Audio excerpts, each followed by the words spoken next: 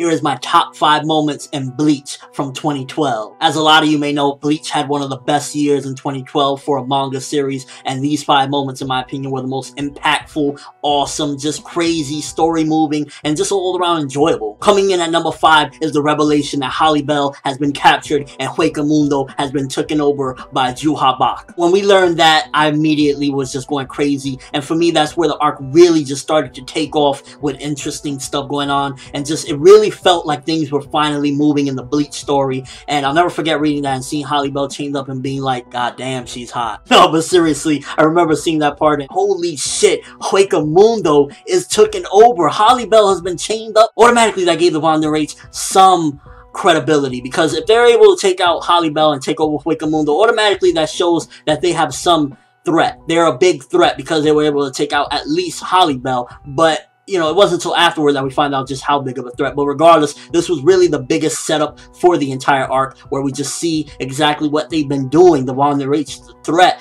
thus far, and it really was just like incredible to see. Holy shit, Holly Bell chained up. Coming in at number 4 is Kita's death and the invasion of Soul Society with 7,000 deaths within minutes. This is where things was like, holy shit, Soul Society's invaded, Kita's dead, 7,000 Shinigamis are dying, and this is where you were looking at the arc, and me personally, I was like, wow, this is really shaping up to be one of the best arcs Bleach has had in a really long time. You know, you got death finally of a main character. You know, he's not the most important or anything like that, but just to see him dead, some people say he might still be alive. I'm pretty sure he kicked the bucket. And nonetheless, seeing Soul Society being invaded by this group really just showed that this is no joke. We are really going into something big, and the threat is just unlike any before, because we already seen that they took over Mundo, but then seeing them invade Soul Society and kill 7,000? 7,000? That's where you knew the 1,000-Year Blood War was really no freaking joke. Coming in at number 3 is the revelation that Unohana was the first Kenpachi. That explained a lot why so many people feared her, why it was always just like this mystique around her, and you knew there was something up with her, but finding out that she's the first Kenpachi led so many possibilities, and still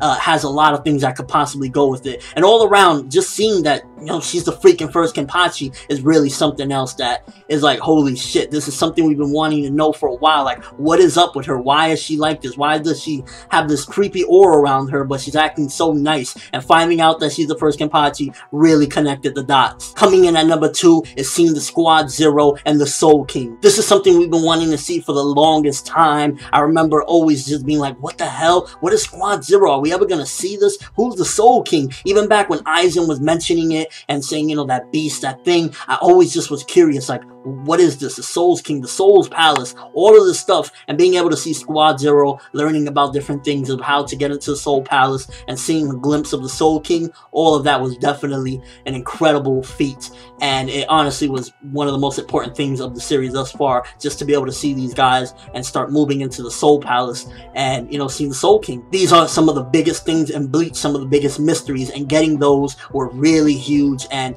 just all around impactful moments in Bleach 2012. Last but not least, coming in at number 1. I know some of you know what I'm talking about. Yamamoto's death in his fight against Juha Bach. Just thinking about it right now, first of all, the way he died and how Juha Bach was so merciless, just cutting off his arm while he fell. It was just so eerie.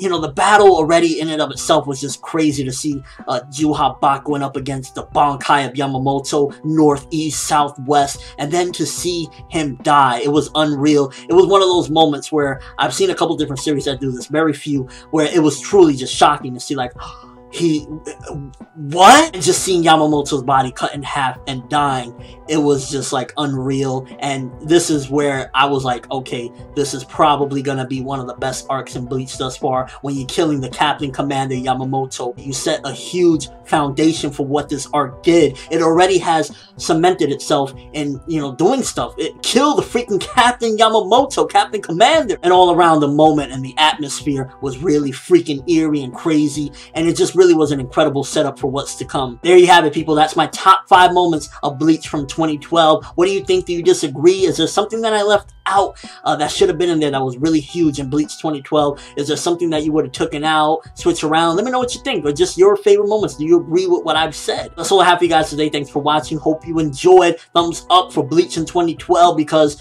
Bleach in 2012 completely changed the series. We went from people saying that Bleach is, you know, just in a downward spiral, it should end already, to people saying, I hope Bleach goes on for another decade. That's how freaking awesome Bleach 2012 has been. I'm ForneverWorld, and as always, people, have an awesome day.